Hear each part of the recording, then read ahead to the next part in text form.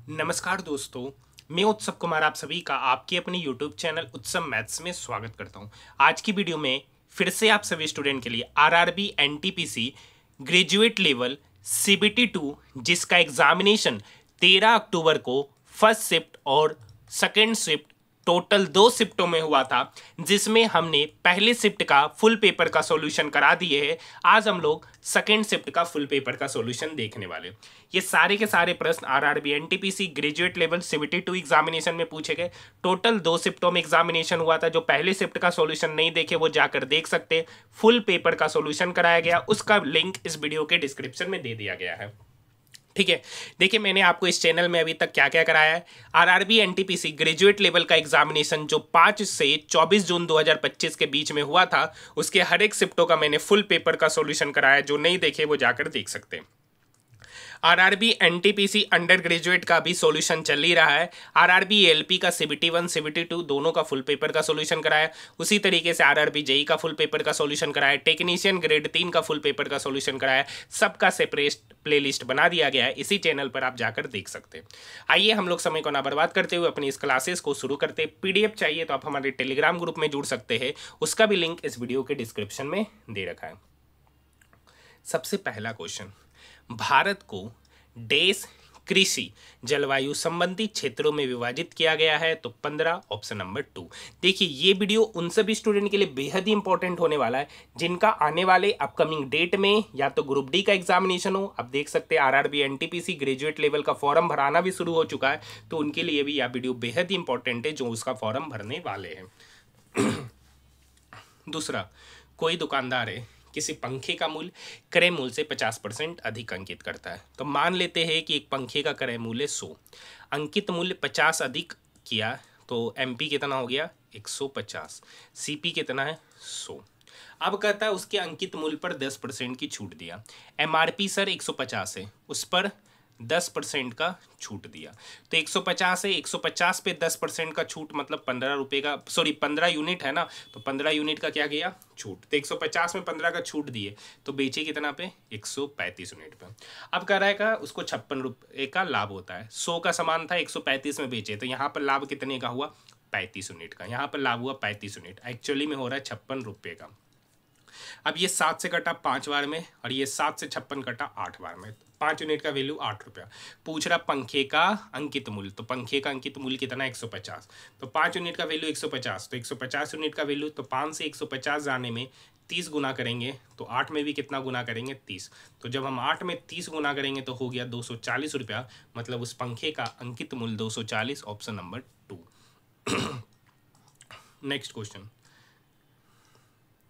Next question क्या कर रखा है, 3 व्यक्ति है, सॉरी जे के एल एम पी और क्यू में से प्रत्येक ने अलग अलग अंक प्राप्त किए। टोटल व्यक्ति हो गया 6, तो आइए 6 व्यक्ति बना देते, 1 2 3 4 5 6। कह रखा केवल 2 व्यक्ति ने पी और के बीच का अंक प्राप्त किया, मतलब कह रखा पी और के बीच में 2 व्यक्ति अंक लाते हैं। हाँ या ना, आगे बढ़ते। केवल एक व्यक्ति ने एम से अधिक अंक लाया, मतलब एम से अधिक लाने वाला व्यक्ति केवल एक है। केवल 3 व्यक्तियों ने एम और पी के बीच में अंक प्राप्त किया, 1 2 3। कर रखा एम और पी के बीच में कितना व्यक्ति ने अंक लाया 3। अब देखिए पी और के बीच में 2, तो 1 2, तो के कहाँ पर हो जाएगा यहाँ पर। कर रखा है ना पी और के बीच में 2। अब कर रखा क्यू ने एल से अधिक लेकिन जे से कम अंक प्राप्त किया। कर रखा है क्यू के बारे में, क्यू जो है ना एल से तो अधिक ला रहा है लेकिन जे से कम मार्क्स ला रहा है। तो कर रखा कितने व्यक्ति ने एल से कम अंक प्राप्त किया, तो एल यहाँ पर है, तो एल से कम प्राप्त करने वाला व्यक्ति एक है जिसका नाम पी है, ऑप्शन नंबर 2। नेक्स्ट क्वेश्चन, अगस्त 2025 में शोधकर्ताओं ने प्रदर्शित किया कि आनुवांशिक रूप से अभियंत्रित एशेरिकाई कोलाई बैक्टीरिया निम्नलिखित में से किसके रूप में कार्य कर सकते हैं, जो सीधे इलेक्ट्रॉनिक्स के साथ इंटरफेस करते हैं, तो शोध संचालित रासायनिक संवेदक, ऑप्शन नंबर 2। नेक्स्ट क्वेश्चन, बोरबरी नियमों के अनुसार निम्नलिखित में से कौन सा इलेक्ट्रॉन विन्यास संभव नहीं है। देखिए पहला सेल में हमेशा 2 इलेक्ट्रॉन होगा, दूसरा सेल में 8 और तीसरा सेल में 18, लेकिन अगर वो आउटर मोस्ट सेल का इलेक्ट्रॉन है, अगर वो आउटर मोस्ट सेल का इलेक्ट्रॉन है तो वहां पर भी मैक्सिमम 8 होगा। तो यहाँ पर देखिए 2 8 5 हो सकता है, ये सही है। 288 भी हो सकता है, 2881 बोले ना, अगर मैक्सिमम उसके आउटर मोस्ट सेल में 8 से ज़्यादा नहीं हो सकता है। मैक्सिमम तीसरा सेल में 18 होना चाहिए, लेकिन अगर नो इलेक्ट्रॉन है तो 8 से ज़्यादा नहीं, उसको अलग वाले सेल में। तो ये भी बात सही है, ये भी बात सही है, लेकिन ये बात बिल्कुल गलत है, क्योंकि इसका सेकेंड सेल में जो मैक्सिमम इलेक्ट्रॉन होंगे वो 8 ही होंगे। ऑप्शन नंबर 4 असंगत। नेक्स्ट क्वेश्चन, संपूर्ण विश्व में कनेक्टिविटी को बढ़ावा देने के उद्देश्य से 2013 में प्रारंभ की गई चीन की वैश्विक अवसंरचना पहल क्या है? तो belt and road initiative, option number 4। Next question, भारतीय संविधान के किस आर्टिकल में भारत के बाहर रहने वाले भारतीय मूल के कुछ व्यक्तियों के नागरिकता के अधिकारों से संबंधित प्रावधान शामिल है? तो article 8, option number 3। Next question, कर रखा है एक्स वाई के व्युत्क्रमानुपाती है। सर x जो है ना y के व्युत्क्रमानुपाती, मतलब x inversely proportional to 1/y। अब आपको पता है जब प्रोपोर्शनलिटी हटाते तो एक कांस्टेंट टर्म आता है, साथ में k आता है बट्टे y, तो इक्वेशन बन गया x बराबर k बट्टे y। अब क्या रखा है x का वैल्यू 4, k निकालना है और y रखेंगे 6, तो 4 बराबर k बट्टे 6, तो यहाँ से k बराबर 6 चौक 24।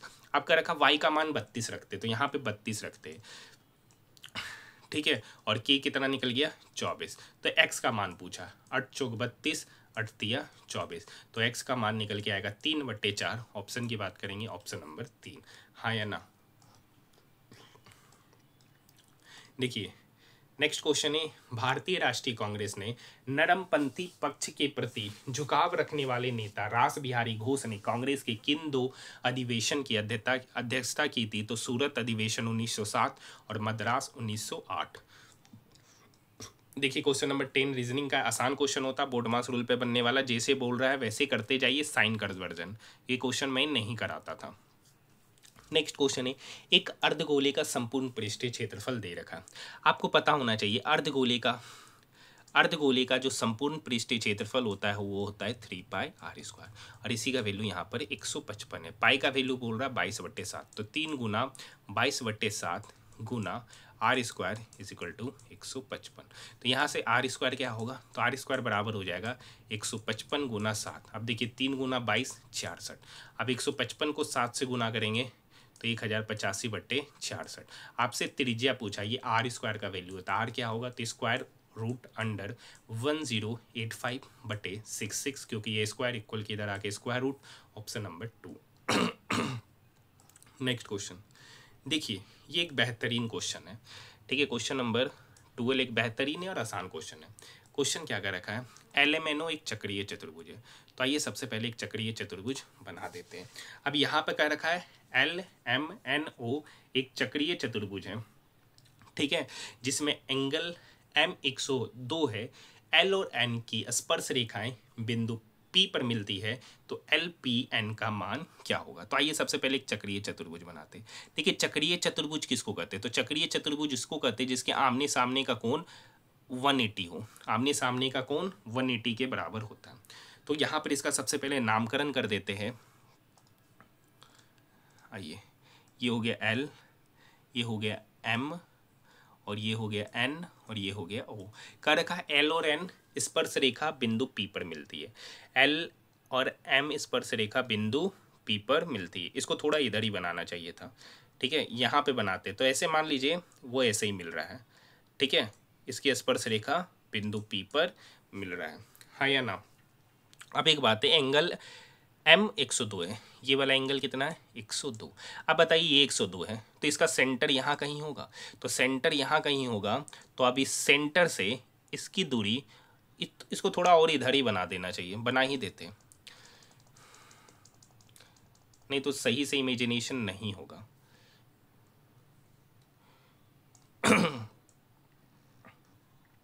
अब ये चक्रीय चतुर्भुज, अब इसको इमेजिनेशन कीजिए,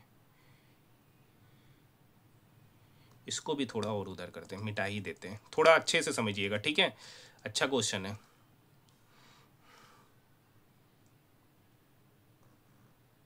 ठीक है, अब इसको देखिए, फिगर अच्छा होना चाहिए तभी अच्छे से समझ में भी आएगा।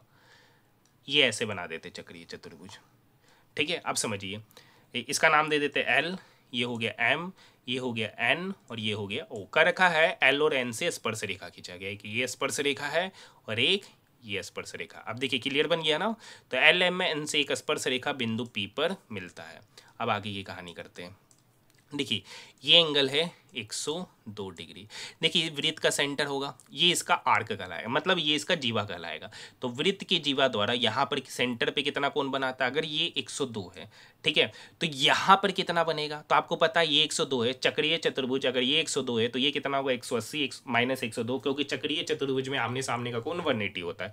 तो ये 102, तो ये हो जाएगा 78। अब ये वृत्त का जीवा है 78 यहाँ पे बनेगा, तो यहाँ पे कितना बनेगा, जस्ट उसका दुगना। तो 78 का दुगना हो गया ये 156। क्योंकि एक बात आपको पता होगा कि ये अगर वृत्त का जीवा है तो वृत्त का जीवा यहाँ पर अगर मान लेते हैं थीटा एंगल बनाता है, तो उसके सेंटर पे कितना एंगल बनाएगा, तो उसके सेंटर में 2 थीटा एंगल का क्या करता है निर्माण। तो यहाँ 78, तो यहाँ कितना हो गया 156।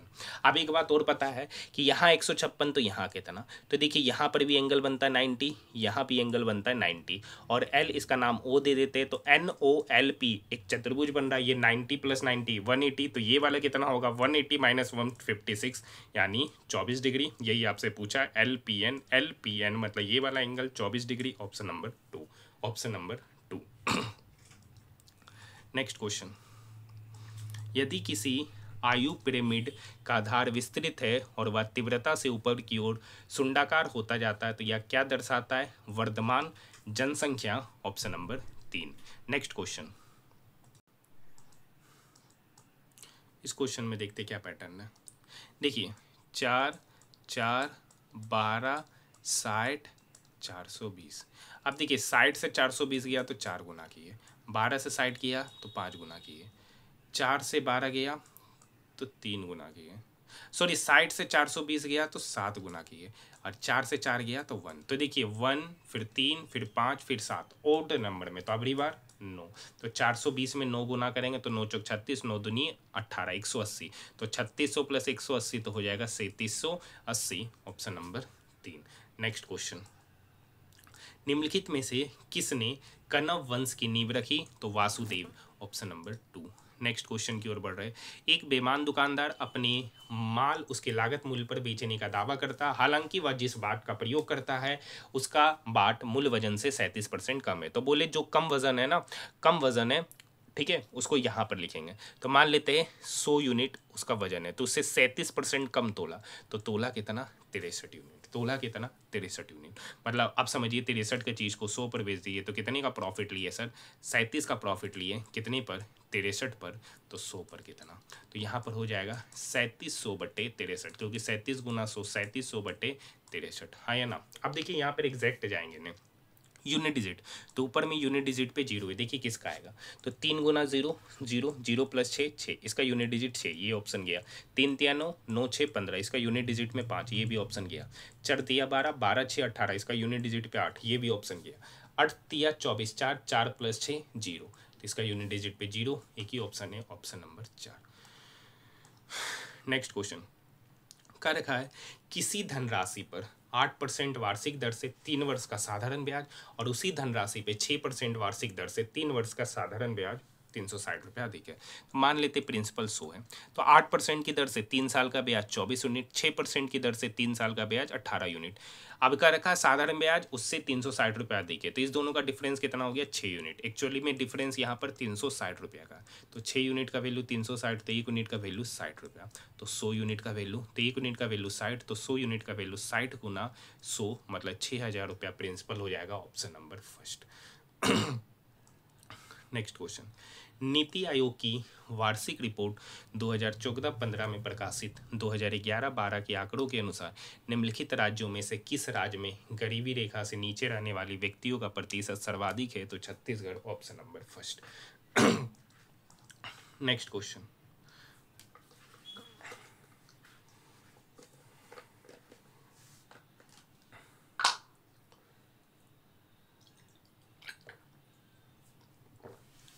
नेक्स्ट क्वेश्चन है, रामानंद अपनी आय का 48% खाद्य पर, 25% मकान पर और 12% परिवहन पर और शेष आय का 60% बच्चों की शिक्षा पर व्यय करता है, तो उसके पास कितना राशि बचा है।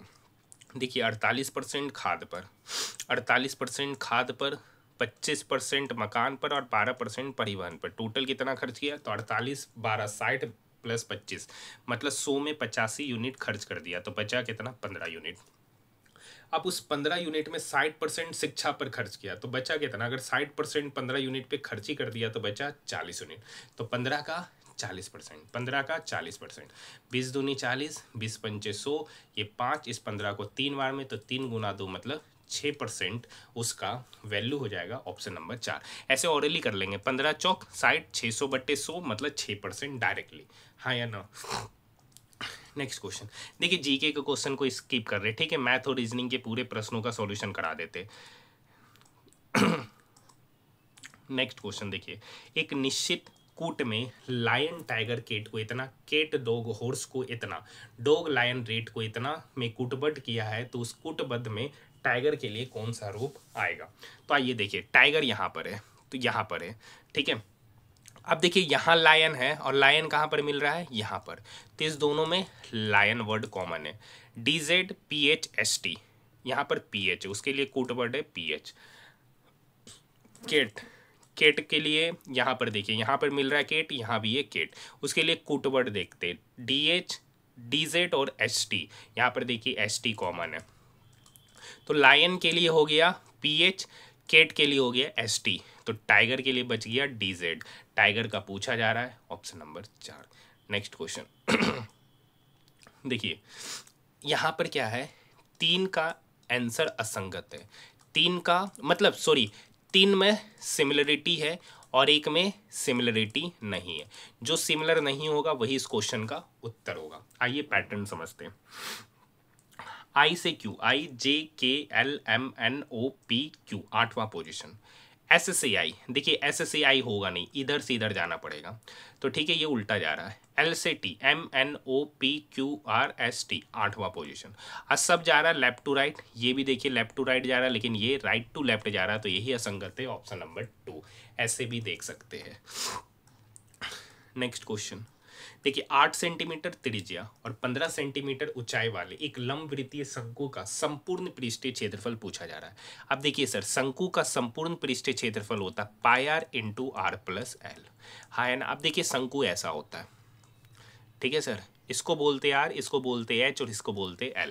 तो पाई तो देखिए पाई के ही रूप में यहाँ पर रेडियस 8 है इनटू R + L। तो आप समझिएगा यहाँ पर एक राइट एंगल ट्रायंगल बन रहा है जिसमें ये 8 है, ये 15 है, तो आपको पता है 8 15 17 का ट्रिपलेट बनता है, मतलब L पता चल गया 17।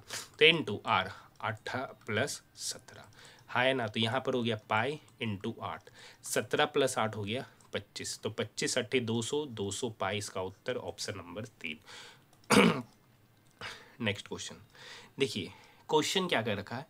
प्रशिक्षित शिक्षकों की कमी और खराब बुनियादी ढांचों के कारण ग्रामीण स्कूलों में कई छात्र बुनियादी पठन लेखन परीक्षा उत्तीर्ण करने में असफल रहते। कार्रवाई क्या होगा कि ग्रामीण क्षेत्रों में शिक्षकों की तत्काल भर्ती की जानी चाहिए और उन्हें प्रशिक्षण देना जानी है। ये सही बात है।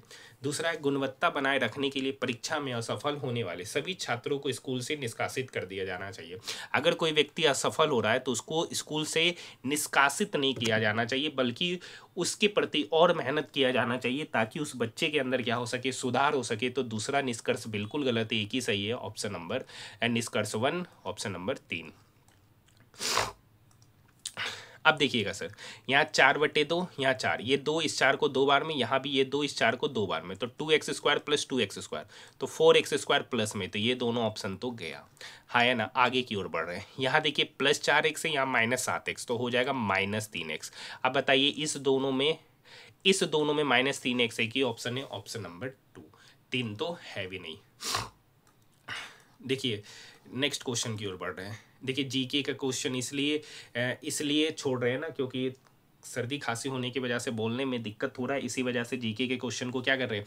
स्किप कर रहे हैं। बाकी नेक्स्ट क्वेश्चन है 30 नंबर। ABCDE और F की लंबाई अलग अलग है, E केवल 4 व्यक्ति से लंबा है। टोटल 6 व्यक्ति, 1 2 3 4 5 6। ई जो है ना 4 व्यक्ति से लंबा है, तो 1 2 3 4, तो ई 4 व्यक्ति से लंबा है, तो ई यहाँ सबसे लंबा यहाँ पर बैठा हुआ है। और एफ केवल 4 व्यक्ति से छोटा है। एफ जो इन 4 व्यक्ति से छोटा है, 1 2 3 4, मतलब एफ कहाँ पे बैठा हुआ है? यहाँ पर। अब क्या रखा है? डी जो है ना वो ए से तो छोटा है, डी जो है ना ए से छोटा है लेकिन सी से लंबा है, और सी सबसे छोटा नहीं है, मतलब सी यहाँ पे नहीं बैठेगा। तो सी कहाँ पे बैठेगा, यहाँ, डी यहाँ बैठेगा और ए यहाँ बैठेगा। तो कह रखा कितना व्यक्ति सी से छोटा है, तो सी यहाँ है, तो टोटल 1 और 2, टोटल 2 व्यक्ति है जो सी से छोटा है, option number first. Next question पे आइए सर। आप देखिए यहाँ 9 का संबंध 55, यहाँ 9 के लिए 55 किया है और 12 के लिए 73 किया है। तो कह रखा है 16 के लिए क्या होना चाहिए। अब देखिए 9 गुना 6, तो 9 गुना 6, 9 छक 54 प्लस 1 55 आ जाएगा। यहाँ देखिए 12 गुना 6, 12 छक 72 प्लस 1 73 आ जाएगा। उसी तरीके से 16 गुना 6, 16 छक 96 प्लस 1, तो यहाँ पर आ जाएगा 16 छक 96 plus 1 97, option number 2। Next pattern समझिएगा सर। नेक्स्ट पैटर्न है 9, 25, 57, 105, 169। यहाँ 25 में से 9 घटाएंगे तो 16 आएगा। यहाँ पे घटाएंगे 7 में से 5 गया 2, 5 में से 2 गया 3, 32 आया। 15 में से 60 गया 8, 9 में से 5 गया, अच्छा ये 16, 32, 48, तो यहाँ पर है 64। तो अगली बार डिफरेंट, तो देखिए 16 का टेबल है, 16 का 16, 16 दूनी 32, 16 ती 48, 16 चौक 64, 16 पंचे 80, तो 169 में 80 जोड़ेंगे तो कितना आएगा 249। एक ही ऑप्शन है, ऑप्शन नंबर 2। नेक्स्ट क्वेश्चन की ओर बढ़ रहे हैं। अब देखिए क्वेश्चन नंबर 33, कल भी ये क्वेश्चन 3 बार पूछा गया था। आइए करते हैं। सोमवार, मंगलवार, ठीक है, बुधवार, गुरुवार, शुक्रवार, शनिवार और रविवार। देखिए 13 अक्टूबर जो फर्स्ट शिफ्ट का पेपर था ना, वो सबसे बेहतरीन पेपर था। अगर आप 13 अक्टूबर फर्स्ट शिफ्ट और सेकंड शिफ्ट में मुझसे पूछा जाए तो सबसे अच्छा पेपर 13 अक्टूबर फर्स्ट शिफ्ट का था। तो जो उस सॉल्यूशन को नहीं देखिए उसको जाकर देखिए, जिनका भी आने वाले अपकमिंग में कोई भी रेलवे का एग्जामिनेशन है। कह रखा है ए की परीक्षा मंगलवार को, ए और डी के बीच में 3, 1 2 3, तो डी यहाँ पर, हाँ या ना। एफ की परीक्षा जी की परीक्षा के बाद है। कह रखा एफ की परीक्षा जो है ना जी की परीक्षा के बाद है, और बी और एफ के बीच में एक व्यक्ति, बी और एफ, या तो बी इधर बैठा होगा या इधर छोड़कर बी इधर बैठा होगा, दोनों जगह पर बैठ सकता है, या तो इधर या तो इधर, हाँ या ना। अब आगे का रखा है बी की परीक्षा, बी और एफ के बीच एक व्यक्ति की परीक्षा कहाँ नहीं कर सकते। सी की परीक्षा बी और ई दोनों से पहले। अब कह रखा है सी की परीक्षा जब भी होगा वो बी और ई दोनों से पहले होगा। अब एक बात तो कंफर्म है, जी और एफ तो साथ में मिलेगा, या तो जी अगर यहाँ बैठेगा तो एफ यहाँ बैठेगा, और नहीं तो जी यहाँ बैठेगा तो एफ यहाँ बैठेगा। अब एक बात समझिए, अगर जी और एफ यहाँ पे बैठाते हैं तो फिर बी यहाँ पर बैठेगा, तो सी की परीक्षा बी और ई से पहले। तो एक बात समझिए, चाहे अगर मान लीजिए जी यहाँ बैठा और एफ यहाँ बैठा, तो कह रखा है जी और एफ के बीच में, कह रखा है ना एफ की परीक्षा जी से पहले और बी और एफ के बीच में एक व्यक्ति, तो एफ अगर यहाँ बैठेगा तो एक छोड़ के बी यहाँ, तो ये तो पॉसिबल है नहीं, ठीक है। और इधर बी बैठ सकता है, लेकिन फिर कह रखा है कि सी की परीक्षा बी और ई से पहले है, तो मतलब जी और एफ तो कन्फर्म है यहाँ नहीं बैठेगा, तो जी कहाँ बैठेगा यहाँ, तो एफ यहाँ पे बैठेगा, तो एफ और बी के बीच में एक व्यक्ति पैटर्न यहाँ बनेगा, हाँ या ना। और कह रखा है जी की परीक्षा बी और ई दोनों से पहले, तो सी कहाँ पर होगा, यहाँ पर हो सकता है, मे बी ई यहाँ पर हो। अब कह रखा है ई की परीक्षा ना शनिवार को है ना रविवार को है, पैटर्न बन गया। सी के बाद कितने व्यक्ति, सी यहाँ है तो उसके बाद 1 2 3 4 5 6, टोटल 6 व्यक्ति की परीक्षा है, ऑप्शन नंबर 4। नेक्स्ट क्वेश्चन देखिए, रीजनिंग वाला सॉरी जीके वाला स्किप कर रहे हैं। कह रखा 6 मित्र है, B C D E F और जी उत्तर दिशा की ओर अभिमुख होकर बैठे, टोटल 6 व्यक्ति है, बैठा देते 1 2 3 4 5 6। कह रखा बी और ई के बीच में 4 व्यक्ति, तो या तो बी यहाँ बैठेगा तो ई यहाँ बैठेगा, या ई यहाँ बैठेगा तो बी यहाँ, तभी उसके बीच में टोटल 4 व्यक्ति बैठेंगे, या तो ऊपर वाला या तो नीचे वाला। अब कह रखा ई के ठीक दाएं जी बैठना चाहिए, ई के ठीक दाएं। अब देखिए अगर ई यहाँ बैठाते तो उसके दाएं में जी बैठेगा तो नहीं बैठ सकता, तो ऊपर वाला पैटर्न नहीं बनेगा, यही बनेगा, तो ई के दाएं जी। कह रखा है इनमें से कौन दाएं छोर पर बैठा है, दाएं छोर पर कौन बैठा है, तो बी। मतलब पहला वाला जो कथन है ना वो उत्तर देने के लिए पर्याप्त है, पहला वाला कथन उत्तर देने के लिए पर्याप्त है। कह रखा सी का निकटतम पड़ोसी एफ है और बी और सी के बीच 2 व्यक्ति, नहीं बता सकते, बी और सी के बीच 2 व्यक्ति, बी यहाँ 1 2, तो बी और सी के बीच 2 व्यक्ति, सी का निकटतम पड़ोसी एफ है, ठीक है। तो अब एक बात बताइए, कथन 1 तो पर्याप्त है उत्तर देने के लिए, तो कथन 1 में दी गई जानकारी अकेले प्रश्न का उत्तर देने के लिए पर्याप्त है, जबकि कथन 2 में दी गई जानकारी पर्याप्त नहीं है। ऑप्शन नंबर 4, हाँ या ना? क्योंकि अगर खाली ऑप्शन नंबर 2 से चलते, हाँ ये है कि ऑप्शन नंबर 1 का सहारा से ऑप्शन नंबर 2 के बारे में भी जानकारी दिया जा सकता है, लेकिन अगर खाली निष्कर्ष 2 कथन 2 की बात किया जाए तो उससे सवाल का जवाब नहीं दिया जा सकता। Next question, question number 37। अब देखिए, पहला तीसरा तीसरा, पहला तीसरा तीसरा, पहला तीसरा तो है नहीं खत्म, पहला तीसरा तीसरा ये हो सकता है, पहला तीसरा तीसरा ये भी हो सकता है, पहला तीसरा ये भी तो है नहीं। अब इसमें बात करते, दूसरा दूसरा पहला, दूसरा दूसरा पहला, ये भी ऑप्शन गया, एक ही ऑप्शन बचता है, ऑप्शन नंबर 3। नेक्स्ट क्वेश्चन आपका रखा है, दी गई श्रृंखला में, ठीक है, 14 25 47 80 124, 14 25 47 80 और 124, तो 14 से 25 11, 25 से 47 22, 47 से 80 33। देखिए 11 का टेबल बन रहा है, 11 22 33, तो इधर हो गया 44, अगली बार होगा 55, तो 124 में 55 जोड़ेंगे तो हो जाएगा 179। Option number 3, option number 3। Next question, अब देखिए नेक्स्ट क्वेश्चन है, सभी पार्क घास स्थल है, कर रखा सभी का सभी पार्क जो है ना घास स्थल है, हाँ या ना? और सभी घास स्थल जंगल है, सभी का सभी घास स्थल जंगल है, और कुछ जंगल बगीचा है, कुछ जंगल बगीचा है, हाँ या ना? कुछ पार्क बगीचा है, हो भी सकता है सर, नहीं भी हो सकता है, क्योंकि हो सकता है कि वो कुछ जंगल पार्क है वो ऐसे भी बन सकता है, तो दोनों कंडीशन है, हो भी सकता नहीं भी। कुछ घास स्थल बगीचा है, कुछ घास स्थल बगीचा, सेम कहानी, हो भी सकता नहीं भी हो सकता है, तो ना तो निष्कर्ष 1 ना ही निष्कर्ष 2, ऑप्शन नंबर 2। नेक्स्ट क्वेश्चन देखिए, यहाँ पे 4 का स्क्वायर है 16, square root under 6, square root under 6 square जिसका वैल्यू 6 ही आएगा, स्क्वायर रूट अंडर 9 का वैल्यू 3, 3 गुना 5 -15 -11, -15 -11 -26, 16 + 6 22, 22 -26 -4, ऑप्शन नंबर 4। नेक्स्ट क्वेश्चन, ये एक अच्छा क्वेश्चन है, कर रखा है, एक हॉस्टल में 80 विद्यार्थी है, नई एडमिशन के कारण 30 नए विद्यार्थी मेस में शामिल हो जाते हैं और मेस का दैनिक व्यय 260 रुपया बढ़ जाता है, जबकि प्रति विद्यार्थी औसत व्यय 10 रुपया कम हो जाता है, तो मेस का मूल दैनिक व्यय ज्ञात करें। तो मान लेते हैं मेस का मूल दैनिक व्यय है x रुपया। अब देखिए x रुपया मूल दैनिक व्यय 80 विद्यार्थी है, तो टोटल कितना खर्च होना चाहिए 80x, लेकिन क्या रखा है कि जैसे ही 30 नए विद्यार्थी आए, तो 30 नए विद्यार्थी आए तो खर्च कितना बढ़ गया उनका, 80x पहले खर्चा होता था, अब उससे 260 रुपया अधिक खर्च हो रहा है। अब क्या रखा है, अब यही वैल्यू का रखा है, प्रति विद्यार्थी औसत व्यय 10 रुपया कम हो जाता है। देखिए पहले तो दैनिक खर्च 10 माने थे, x माने थे, उसमें 10 रुपया कम हो गया, तो कितना हो गया x - 10 रुपया। लेकिन अब कितना व्यक्ति, तो 80 पहले था, 30 नया आ गया, तो हो कितना गया 110, ये वैल्यू बराबर होगा। तो यहाँ पर हो गया 80x + 360 इज इक्वल टू 110 गुना x, तो 110x - 1100, हाँ या ना? अब देखिए ये इधर आएगा तो 80 110, 110 में से 80 गया तो इधर हो गया 30x, ये 1100 इधर जाएगा 360 की तरफ, तो 11 3 1460, 30x का वैल्यू हो गया 1460, 30x का वैल्यू हो गया 1 मिनट सॉरी 260 है, तो इधर हो जाएगा 1360, ठीक है, 0 से 0 गया तो x बराबर 136/3।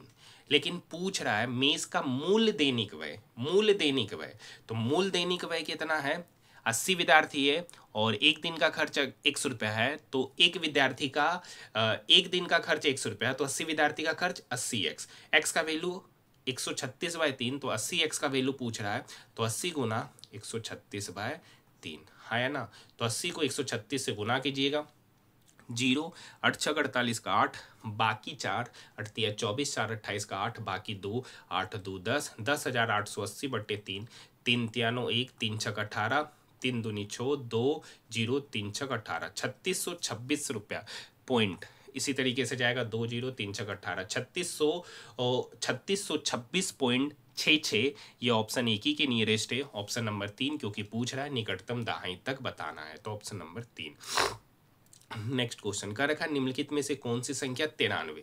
अब देखिए 93 का अगर आप मल्टीपल लीजिएगा तो 31 गुना 3 आता है। पहले 3 से डिविजिबिलिटी का नियम चेक करते हैं। 6 2 8 2 10 8 18 8 5 13, ये तो लगेगा नहीं, 3 से ये गया। 9 तो ये खत्म कीजिए, 7 4 11 11 6 17 5 22 8 30, ये तो 3 से लग रहा है। ये भी 5 6 6 12 5 17 8 25, ये 3 से नहीं लगेगा, ये ऑप्शन खत्म। 8 5 13 5 18 7 25 25 6 31, 1 मिनट, 8 6 14 7 21 5 26 5 31 8 39।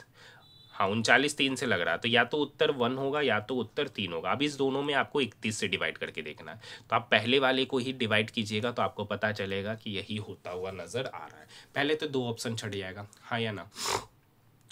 नेक्स्ट क्वेश्चन की ओर बढ़ रहे हैं। अब लिखिए फिर से आ गया वो परीक्षा वाला क्वेश्चन। देखिए सारा क्वेश्चन आपको करा ही रहे हैं, ऐसा नहीं है कि नहीं करा रहे, मैथ रीजनिंग पूरा कंप्लीट करा रहे हैं, सिर्फ आज वाला में जीके छोड़ दे रहे हैं, ठीक है। सोमवार, मंगलवार, बुधवार, गुरुवार, शुक्रवार, शनिवार और रविवार का रखा है। यू की परीक्षा शनिवार को, ठीक है। टी और एस के बीच में 4 व्यक्ति नहीं कर सकते, जिनमें से किसी भी परीक्षा सोमवार को नहीं है, किसी की भी परीक्षा सोमवार को नहीं है। मतलब अगर टी की परीक्षा यहाँ तो एस की परीक्षा यहाँ, या तो एस की परीक्षा मंगलवार को तो टी की परीक्षा रविवार को, ये कन्फर्म है। भी की परीक्षा पी के ठीक बाद है, भी की परीक्षा जो है ना पी के ठीक बाद है, और क्यू की परीक्षा पी से पहले, और क्यू की परीक्षा पी से पहले। मतलब यहाँ पे क्यू हो गया, यहाँ पी हो गया, यहाँ भी, क्योंकि क्यू पी भी तीनों साथ में बैठेगा। अब टी और यू का पोजीशन पहले। एस की परीक्षा भी के बाद है, मतलब एस की जो परीक्षा है भी के बाद, तो भी के बाद यानी एस यहाँ पर बैठेगा तो टी कहाँ बैठेगा, यहाँ पर। तो कह रखा टी के बाद कितना व्यक्ति, टी यहाँ है तो 1 2 3 4 5, तो टी के बाद 5 व्यक्ति, ऑप्शन नंबर 2। Next question. अब देखिए ये क्वेश्चन आपको ऑप्शन से ही जाना पड़ेगा, आपको चारों ऑप्शन चेक करते हुए ही जाना पड़ेगा। हम आखिरी वाला चेक कर रहे हैं, ठीक है। आपको चारों ऑप्शन चेक करना है। पी गुना क्यू, तो गुना देखिए पी जो है ना क्यू की पत्नी है, पी जो है ना क्यू की पत्नी है। Q divided by R, Q जो है ना आर का पिता है, क्यू आर का पिता है, तो ये माता जी हो गई, हाँ या ना। आर माइनस एस, आर जो है ना एस का भाई है, आर एस का भाई है। एस प्लस टी, एस जो है ना टी की माता है, एस टी की माता है, तो एस पी की पुत्री है। एस जो है, हाँ सर। अब देखिए ये दोनों आपस में भाई बहन, तो ये तो इसकी पुत्री का ले भी करेगा, option number 4, option number 4। Next question कर रखा है ये संख्या किससे विभाज्य है, वही सेम करना, डिविजिबिलिटी से चले जाना है, क्वेश्चन नंबर 49 बनकर आ जाएगा, हाँ है ना। नेक्स्ट क्वेश्चन की ओर बढ़ रहे हैं। ये क्वेश्चन अच्छा है। यदि वार्षिक रूप से संयोजित चक्रवृद्धि ब्याज पर 10,000 रुपये की धनराशि 2 वर्ष बाद इतना हो जाता है। देखिए प्रिंसिपल कितना है सर, 10,000, 2 साल के बाद कितना हो गया, 12,100। ये कितना वर्ष में हो रहा है, 2 वर्ष में। प्रिंसिपल इतना था, अमाउंट इतना हो गया, तो 1 साल में कितना होगा, तो इसका स्क्वायर रूट लेंगे। क्या लेंगे, इसका स्क्वायर रूट। तो जब स्क्वायर रूट लिए तो 10,000 का स्क्वायर रूट 100, 12,100 का स्क्वायर रूट, तो ये तो 11 है 0 110, मतलब 1 वर्ष में प्रिंसिपल 100 था और अमाउंट 110 हो गया। तो कितनी का वृद्धि हुआ, 10 का। कितनी पर सर, 100 पर। तो प्रतिशत निकालना है तो 100 पर कितना, तो 100 से 100 गया तो 10% का वृद्धि, मतलब rate of interest 10%, option number 4। Next question, ये वही सेम क्वेश्चन है, 3 में सिमिलरिटी 1 में नहीं, जो नहीं है वही इस क्वेश्चन का उत्तर है। आइए देखिए, जे से डायरेक्ट के, एल से डायरेक्ट एम, आई से डायरेक्ट जे, यहाँ देखिए एन और एन सेम, यही असंगत है, ऑप्शन नंबर 4। नेक्स्ट है, एक निश्चित कूट में dogs bark loud, cats and dogs bark and play. तो पूछा किसके बारे में जा रहा, कैट्स, कैट्स कहाँ है यहाँ पर, तो बाकी ये एंड, एंड कहाँ है, यहाँ पर। तो यहाँ पर R S T P XL, तो यहाँ पर आर एस है, तो यहाँ पर एंड के लिए हो गया आर एस, एंड के लिए हो गया, यहाँ जो एंड है ना उसके लिए हो गया आर एस, खत्म। बात करते हैं बार्क, यहाँ भी बार्क है, देखिए नहीं, डॉग्स, यहाँ डॉग्स है, यहाँ भी डॉग्स है, ठीक है सर। तो यहाँ पे एक्सएल एम एन वी सी, एक्सेल देखिए यहाँ भी है, एक्सेल यहाँ भी है, तो मतलब डॉग्स के लिए खत्म। तो बचा यहाँ पर केट्स, तो उसके लिए हो जाएगा TP, option number first. Next question देखिए, एक त्रिभुज की भुजाएं 189 सेंटीमीटर, 48 सेंटीमीटर और 195 सेंटीमीटर, तो इसका क्षेत्रफल पूछा जा रहा है। अब देखिए ये तीनों जो है ना पाइथागोरस ट्रिपलेट है, हाँ या ना, ऐसे नहीं पता चलेगा कि है कि नहीं है। ठीक है, तो अगर ये पाइथागोरस ट्रिपलेट है तो इसका फॉर्मूला होता है 1/2 into base into height is equal to 1/2 base. तो ये तो होगा नहीं, हाइपोटेनस तो होगा नहीं, ये दोनों में से ही कोई एक बेस होगा, तो 189 इंटू ये 48, ये 2 इस 48 को काटेगा 24 बार में, और 189 गुना 24 मतलब 9 चौक 36, मतलब यूनिट डिजिट पे 6, एक ही ऑप्शन है, ऑप्शन नंबर 3। हाँ या ना? ठीक है, तो इसको सबसे पहले 3 से डिवाइड कीजिएगा, तो 3 3 छक्का 18, 3 तिया 9, इधर करेंगे 16 तिया 48, और इधर 3 से करेंगे तो 3 छक्का 18, 1 3 पचे 15, इसका ट्रिपलेट, ये ट्रिपलेट बन ही रहा है, तो ये कहीं ना 63 16, आपको पता है कि 63 16 और 65 का तो ट्रिपलेट बनता ही है, उसमें 3 से गुना कर दिए तो ये आया है, तो ये भी ट्रिपलेट ही होगा, ऑप्शन नंबर 3। इस तरीके से भी आप सोच सकते हैं। नेक्स्ट क्वेश्चन, कल भी एक मतलब फर्स्ट शिफ्ट में भी ये क्वेश्चन पूछा गया है, ठीक है, पढ़ लीजिएगा, ऐसे मैंने कराया इस क्वेश्चन को। इस प्रकार प्रत्येक व्यक्ति दूसरी पंक्ति के किसी अन्य व्यक्ति के सम्मुख है। यहाँ भी टोटल 4 व्यक्ति है, 1 2 3 4, और यहाँ भी टोटल 4 व्यक्ति है। हाँ या ना? अब क्या रखा है, देखिए ये वाला व्यक्ति दक्षिण की ओर, मतलब यहाँ पर बैठा है ADGF, तो यहाँ पर बैठा हुआ है PRN और Z। चलिए बैठाते हैं आगे। जेड आर के बाईं ओर तीसरा, जेड जो है ना आर के बाईं ओर, तो अगर हम आर को यहाँ बैठाएंगे तो उसके बाईं ओर तीसरा मिलेगा जेड यहाँ पर। हाँ या ना? आगे करते हैं। एफ के सम्मुख आर का निकटतम पड़ोसी नहीं है। एफ के सम्मुख आर का, सॉरी पड़ोसी है, आर का पड़ोसी एफ के सम्मुख है, तो एफ यहाँ आर का पड़ोसी तो यही होगा, और उसके सम्मुख में एफ बैठा है, मतलब एफ पता चल गया। ए एफ के दाईं ओर किसी स्थान पर है। ए जो है ना एफ के दायां, दायां तो इधर होगा क्योंकि उल्टा है। देखिए सर, हमारा जो बायां होगा ना, जो दक्षिण की ओर मुंह करके बैठा है वो उसका दायां कहलाएगा, वो उसका दायां, तो एफ का तो दायां इधर ही होगा, मतलब ए या तो इधर बैठा है या तो इधर। अब आगे पढ़िए, अब आगे पढ़िए। और पी के सम्मुख नहीं है, जहां भी बैठा है वो पी के सामने तो नहीं बैठा है, पी के सामने नहीं बैठा है। डी जी के दाईं ओर तीसरा, अब एक कहानी यहाँ भी है, डी जो है ना जी के दाईं ओर तीसरा है, तो मतलब डी कहाँ बैठेगा, इधर, तो जी कहाँ बैठेगा, इधर, जी के दाईं ओर। तो देखिए हमारा जो बायां लगेगा ना, वो एक व्यक्ति आपके तरफ मुंह करके बैठा हुआ, आपके सामने व्यक्ति, उसका जो दायां होगा वो हमारा बायां होगा, और हमारा जो बायां होगा वो उसका दायां, तो डी जी के दाईं ओर तीसरा, तो डी यहाँ पे बैठेगा तो जी यहाँ पे बैठेगा। तो एक व्यक्ति कौन बैठा, ए, तो ए कहाँ बैठेगा, यहाँ पर। अब क्या रखा है कि ए के सामने पी के सामने नहीं बैठेगा, मतलब पी यहाँ बैठेगा, तो एक व्यक्ति बच रहा PRNZ में एन, तो एन कहाँ बैठेगा, यहाँ। कर रखा एन के सम्मुख कौन है, तो एन के सम्मुख है ए, ऑप्शन नंबर 3। नेक्स्ट क्वेश्चन देखिए, ये भी फिर से वही क्वेश्चन है। अब देखिए 8 से 38,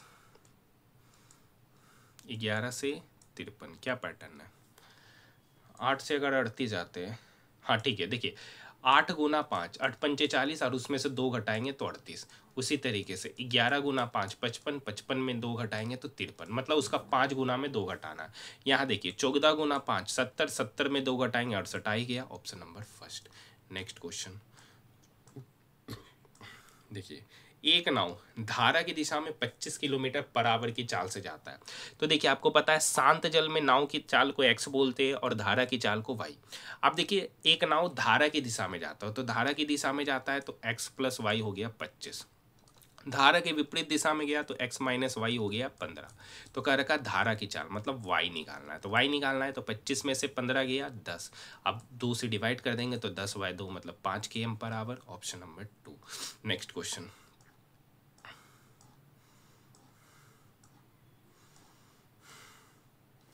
अब देखिए यहाँ पर क्या रखा है, प्रत्येक शब्द में प्रत्येक स्वर को अंग्रेजी वर्णमाला क्रम में उसके ठीक बाद आने वाले अक्षर से बदल दिया जाता है।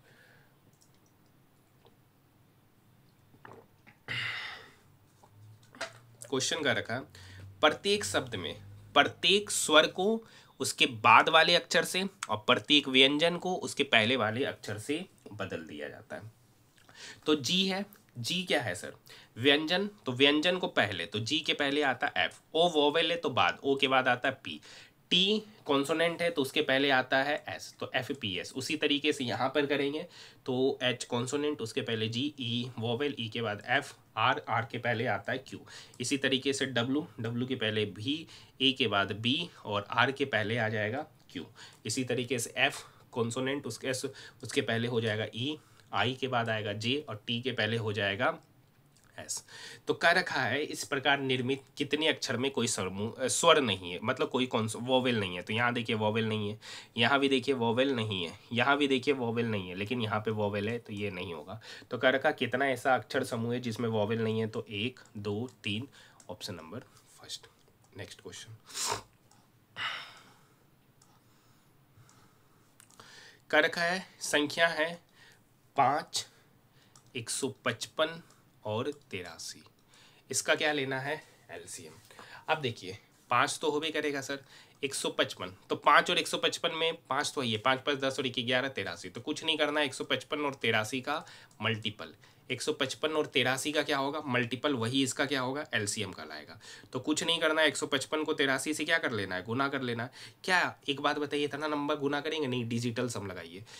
यूनिट डिजिट तो सबका सेम आएगा, 5 5 10 और 1 11, 1 8 9 10 11, 11 2, मतलब 2 गुना 1 2, डिजिटल सम 2। अब देखिए 5 4 9, 2 2 4 और 1 5, ये तो होगा नहीं। 5 4 9 2 2 4 1 5, ये भी खत्म।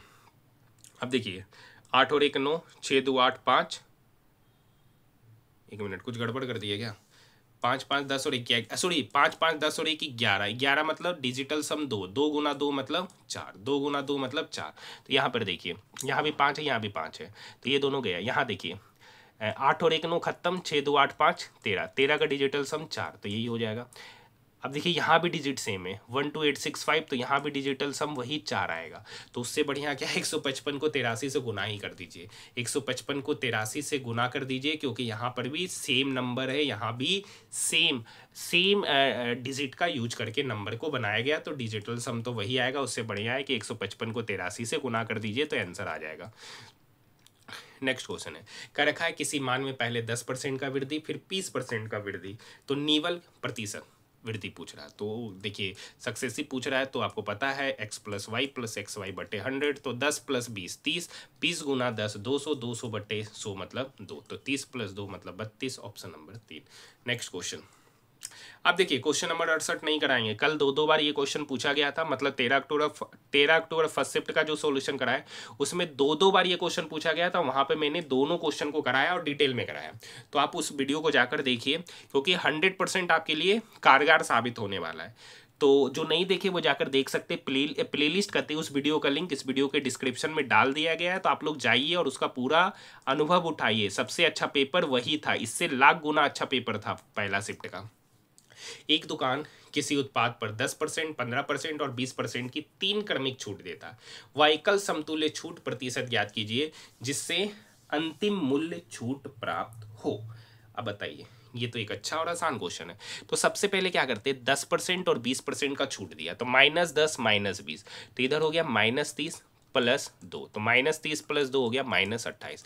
अब इस -28 का छूट -15 के साथ इधर होगा प्लस, तो 28 गुना 15 बटे 100, हाँ या ना। अब उठाइए, यहाँ 28 15 हो गया -43।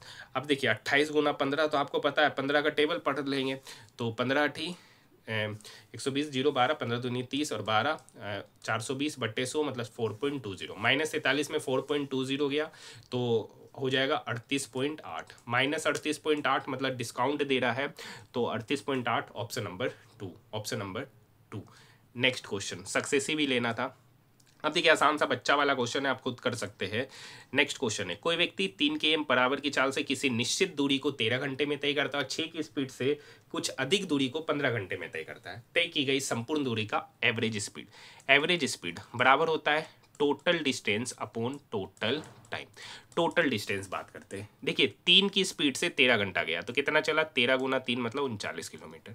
6 की स्पीड से 15 घंटा चला तो कितना चला, 15 छक 90 किलोमीटर, डिवाइडेड बाय औसत चाल पूछ रहा है, तो टोटल डिस्टेंस बटे टोटल समय, तो यहाँ 13 घंटा प्लस 15 घंटा, तो 13 प्लस 15 हो गया 28 घंटा, तो 39 प्लस 90 129, 129 बटे 28। अब देखिए 28 चौक लगभग ये हो जाएगा ऑप्शन नंबर 2, ऑप्शन नंबर 2, हाँ या ना। नेक्स्ट क्वेश्चन की ओर हम लोग बढ़ रहे हैं। नेक्स्ट क्वेश्चन, अब देखिए कर का सही उत्तर का 5 व्यक्ति PQR SOT एक पंक्ति में उत्तर दिशा की ओर अभिमुख होकर बैठे। 5 व्यक्ति है, 1 2 3 4 5। P T के ठीक दाएं बैठा है। P जो है ना T के ठीक दाएं बैठा, P S के ठीक बाएं। P जो है ना S के ठीक बाएं, मतलब T P S साथ में है। P और Q के बीच T बैठा है, तो यहाँ पर Q बैठा हुआ है। अब देखिए दो पैटर्न बनेगा, तो या तो QTPS यहाँ हो जाए या तो QTPS यहाँ हो जाए। तो बाएं छोर पर कौन बैठा है एग्जैक्ट नहीं बताया जा सकता। दोनों कथन ऊपर वाले क्वेश्चन का उत्तर देने के लिए पर्याप्त नहीं है, ऑप्शन नंबर 2, क्योंकि पोजीशन ही फिक्स नहीं है। का रखा है निम्नलिखित में से कौन सा अनुपात बड़ा है।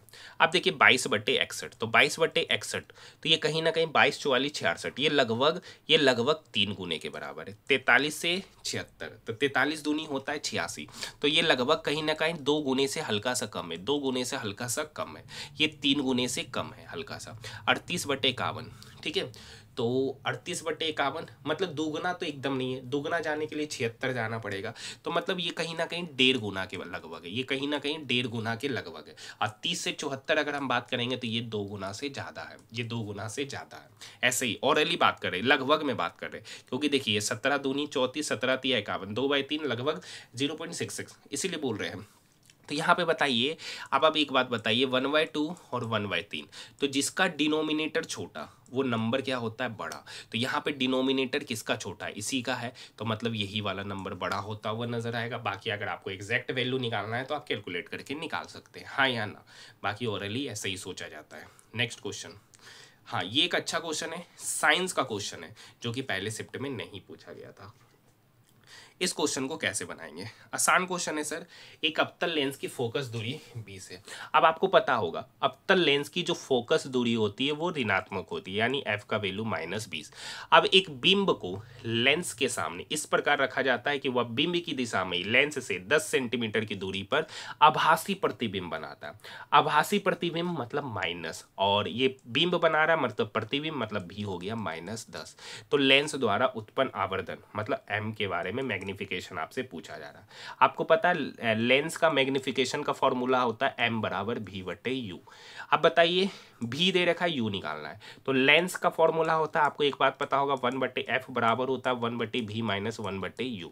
वैल्यू पुट कीजिए, माइनस f है 20 तो -1/20, v है -1/10, और इधर हो गया, सॉरी एक ही बार ना minus, -1/10 -1/u, minus minus minus, sorry ये एक्स्ट्रा लिखा गया, माइनस कैंसिल, तो इधर हो गया 1/20, ये 1/10 इक्वल की इधर जाएगा तो -1/10, ये बराबर हो गया 1/u, तो यहाँ से 1/u बराबर हो जाएगा -1/20, -1/20 मतलब u बराबर -20, तो u पता चल गया। तो मैग्निफिकेशन निकालिए, v है -10, u है -20, तो माइनस से माइनस गया तो 10/20 मतलब 1/2, 1/2 मतलब 0.5, मतलब मैग्निफिकेशन आवर्धन जिसको बोलते हैं वो निकल के आ जाएगा 0.5, ऑप्शन नंबर 4।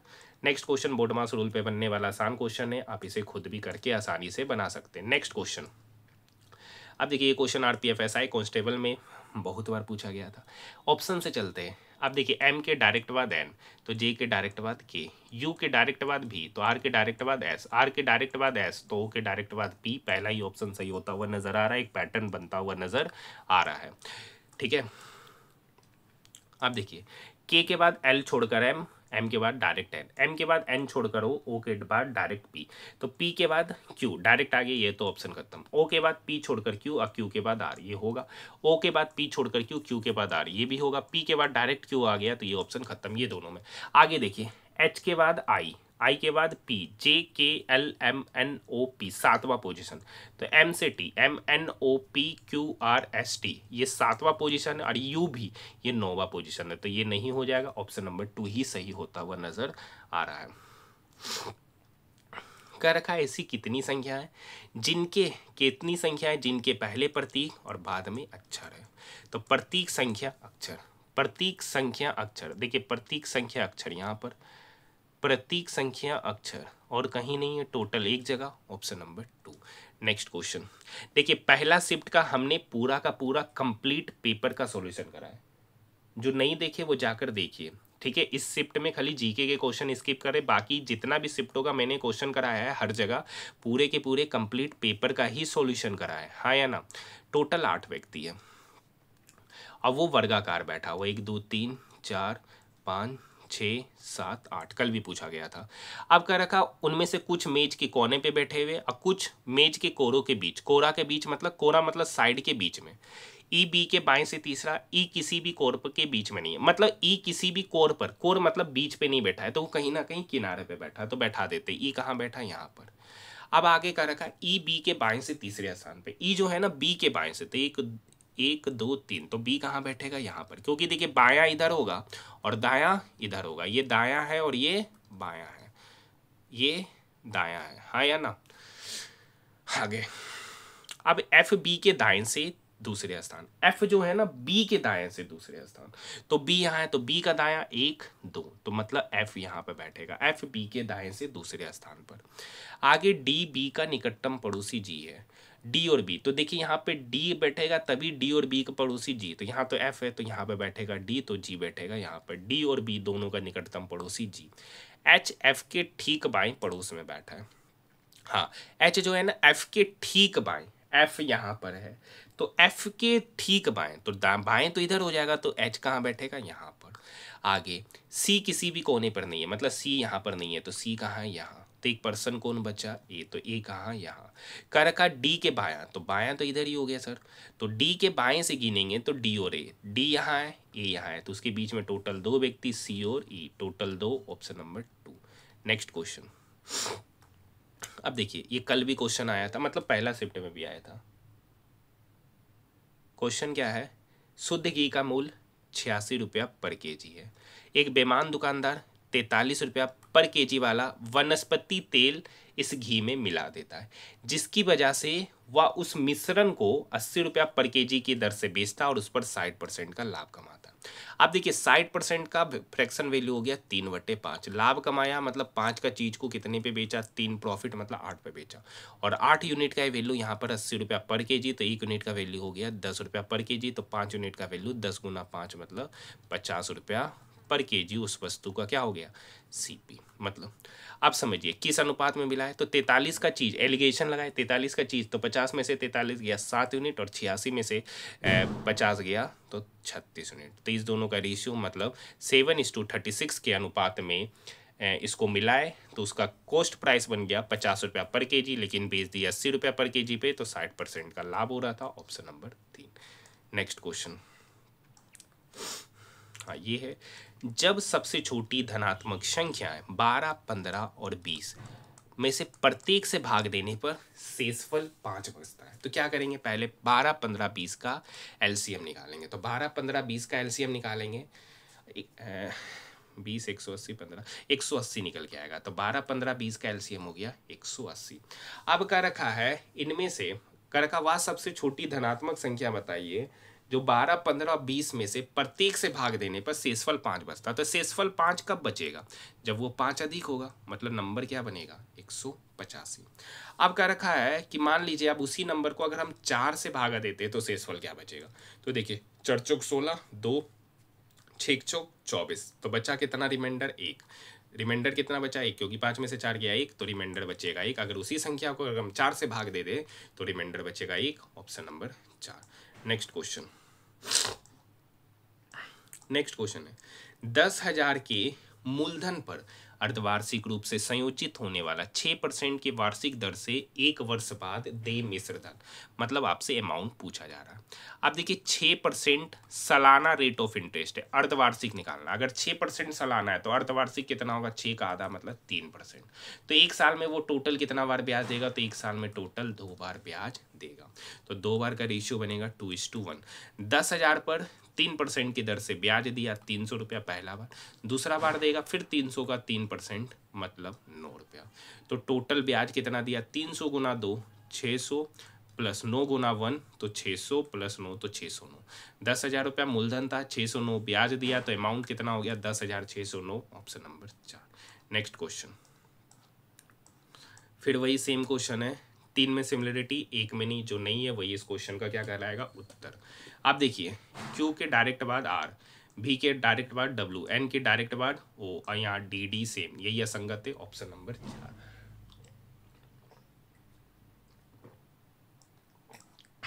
नेक्स्ट क्वेश्चन, अब देखिए ये क्वेश्चन आसान है। अब देखिए 5/4 4/3, तो यहाँ तो पहले जुड़ जाएगा 1 + 3/7 7 3 10/7। अब ये नीचे है तो ऊपर चल जाएगा 7/10, तो इधर हो गया 5/4 प्लस 7/10 माइनस 4/3। 10 4 3 का एलसीएम हो जाएगा 20 तिया 60। 4 का टेबल में 60 15 बार में तो 15 पचे 75। 10 का टेबल में 60 6 बार में तो 7 छक 42। 3 का टेबल में 60 20 बार में तो 20 चौक 80। 75 माइनस 80 माइनस 5, 42 में से 5 गया तो 37, तो 37/60 ऑप्शन की बात करेंगे, ऑप्शन नंबर 2। नेक्स्ट क्वेश्चन,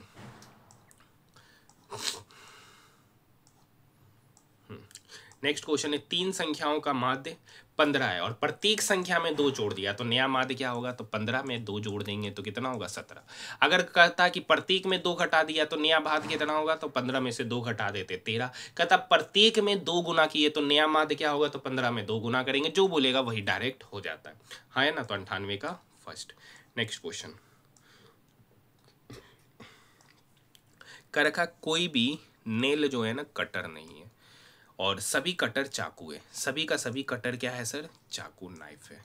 और कोई भी कटर कैंची नहीं है, कोई भी कटर कैंची नहीं है। अरे क्या हो सकता है, यहाँ भी हो सकता है या तो इसको टच करते हुए यहाँ भी हो सकता है।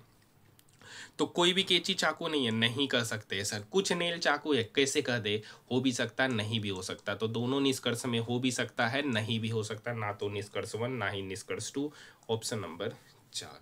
नेक्स्ट क्वेश्चन, अब देखिए ये क्वेश्चन नंबर 100, ठीक है। यहाँ देखिए 7 + 3 10, 10/7 तो 7 तो ऊपर चला जाएगा तो इधर हो गया 3/2 प्लस 7/10 माइनस 3/5।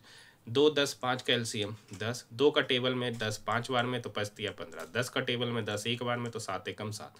5 का टेबल में 10 2 बार में तो 3 दूनी 6। तो 7 में से 6 गया 1, 15 + 1 16, 16/10, 16/10 मतलब 8/5, 8/5 मतलब ऑप्शन नंबर 2। नेक्स्ट क्वेश्चन, अब देखिए ये क्वेश्चन गलत अक्षर समूह का चयन करना है। तो एस से एक्स, टी यू भी डब्ल्यू एक्स पांचवा पोजीशन, एक्स से C, X Y Z A B C पांचवा पोजीशन, सी से एच पांचवा, एच से एम पांचवा, एम से आर पांचवा, एस से एफ चलते A B C D E F पांचवा, एफ से यू एफ जी एच। अब देखिए एफ से यू पांचवा होना चाहिए तो ये एफ से यू बहुत ज़्यादा है। अब देखिए यहाँ भी यू से जेड, यू भी W X Y Z, P से यू ये भी पांचवा, लेकिन जब हम एफ से यू जा रहे तो वह पांचवा पोजीशन नहीं है, तो यही असंगत है, यही गलत है, ऑप्शन नंबर 2। नेक्स्ट क्वेश्चन, कर का कंटेनर ए में 30 लीटर शुद्ध दूध है जिसकी कीमत 40 रुपया प्रति लीटर है, और कंटेनर बी में 50 लीटर शुद्ध दूध है जिसकी कीमत 50 रुपया प्रति लीटर है। सभी सामग्री को एक साथ मिलाया जाता है और मिश्रण की प्रति लीटर औसत कीमत आपसे पूछा जा रहा है। अब देखिए 30 लीटर शुद्ध दूध है जिसका कीमत है 40 रुपया प्रति लीटर, तो उसका सम हो जाएगा, उसका टोटल वैल्यू होगा 40 गुना 30 मतलब 1200। एक है 50 रुपया प्रति लीटर वाला दूध लेकिन उसकी मात्रा है 50, तो ये हो गया total sum divided by total दूध कितना है, तो 30 लीटर दूध यहाँ 50 लीटर दूध यहाँ, तो टोटल हो गया 80 लीटर। 0 0 0 खत्म, 25 25 250 चरतिया 12 तो 120 प्लस 250/8, तो 250 प्लस 120 कितना हो गया 370/8।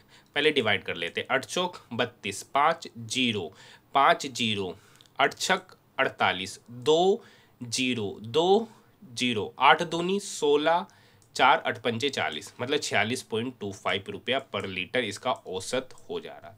तो कर का कंटेनर ए के दूध से कितना कीमत अधिक है, तो कंटेनर ए का प्रति लीटर दूध था 40 रुपया प्रति लीटर, अब हो गया 46.25, कितना अधिक है, तो 46.25 में 40 रुपया घटाएंगे तो 6.25, ऑप्शन नंबर फर्स्ट।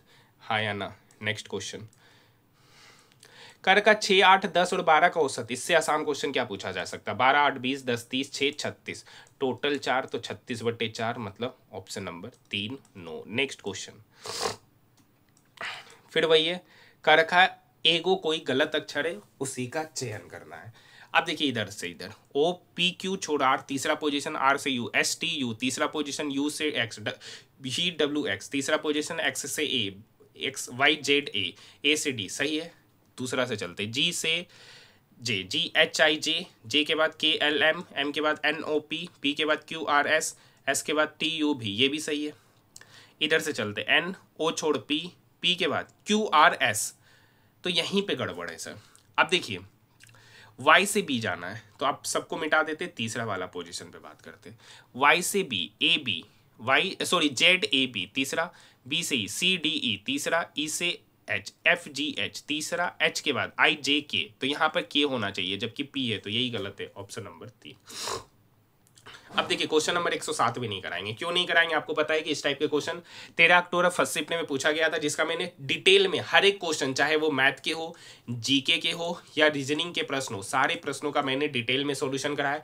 जो नहीं देखे वो जाकर देख सकते, प्लेलिस्ट बना दिया गया है ना। उसी तरीके से मैंने आरआरबी एनटीपीसी ग्रेजुएट लेवल का भी फुल पेपर का सॉल्यूशन कराया है, जो नहीं देखे वो भी जाकर देख सकते, प्लेलिस्ट बना दिया गया है। देखिए क्वेश्चन में थोड़ा सा एरर है एक्चुअली, इस क्वेश्चन में आप ऑब्जेक्शन कर सकते हैं, इस पर होना चाहिए था एग्जैक्ट 24 पे पावर -3, यहाँ 15 पे पावर -3 गुना 17 पे पावर -3, 24, 15 और 17 जब तीनों को गुना कीजिएगा तो निकल के आएगा 61 20। अब देखिए गुना भी नहीं करेंगे, ऐसे समझिए, पंचोक 20, 20 गुना 7 मतलब 0 गुना 7, लास्ट में तो 0 आएगा, एक ही ऑप्शन है यहाँ पर।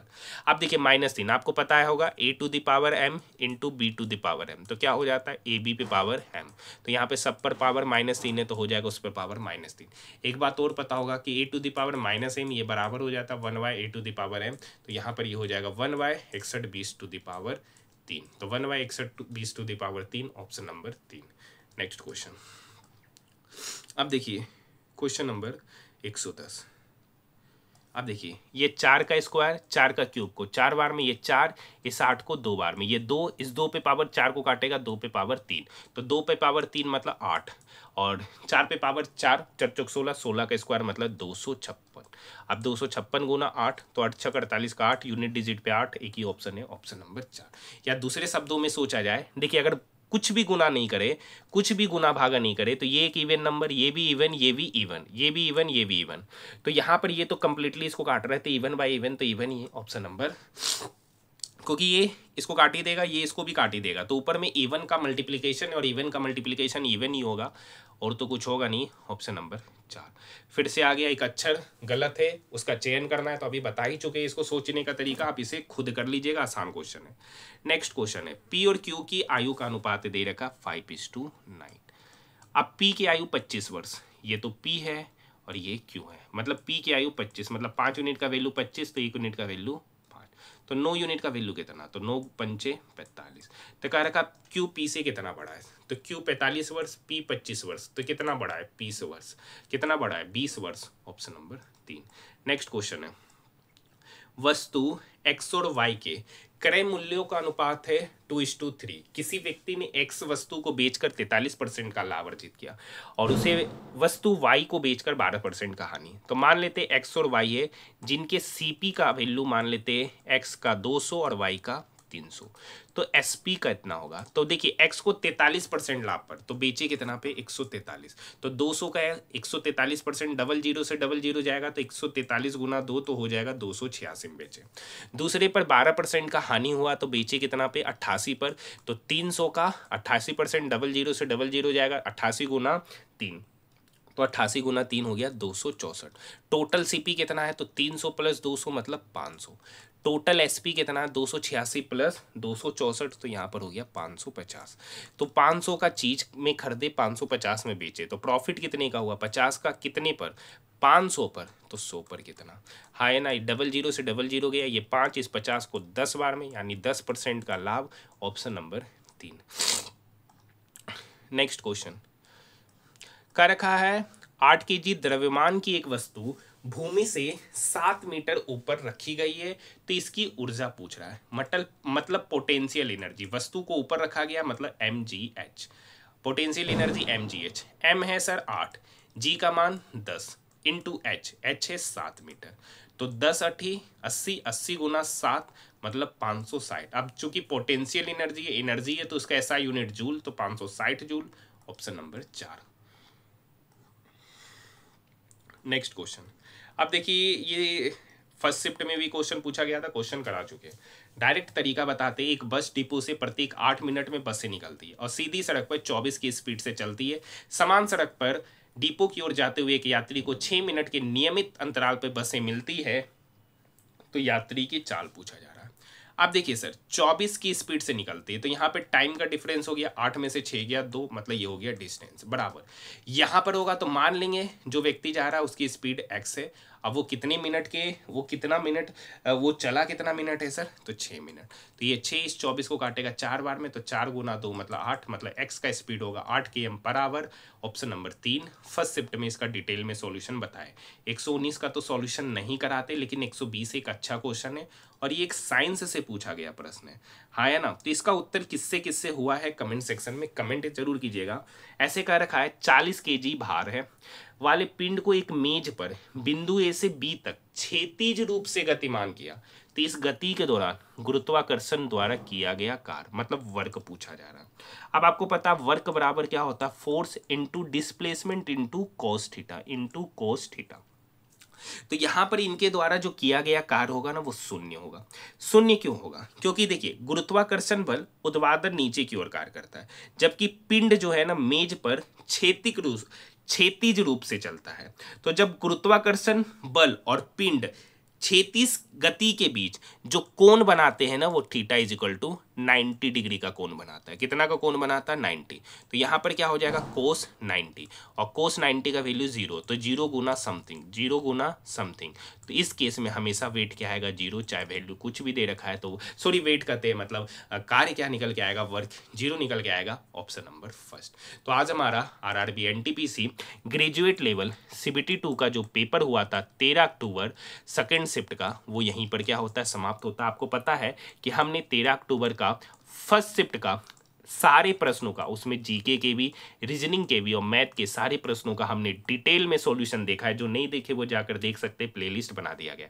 एक बात और आपको पता होगा कि RRB NTPC जो ग्रेजुएट लेवल का CBT 1 एग्जामिनेशन हुआ था, शायद 44 शिफ्टों का मैंने कंप्लीट पेपर का सॉल्यूशन कराया। जो नहीं जाकर देख सकते प्लेलिस्ट बना दिया गया।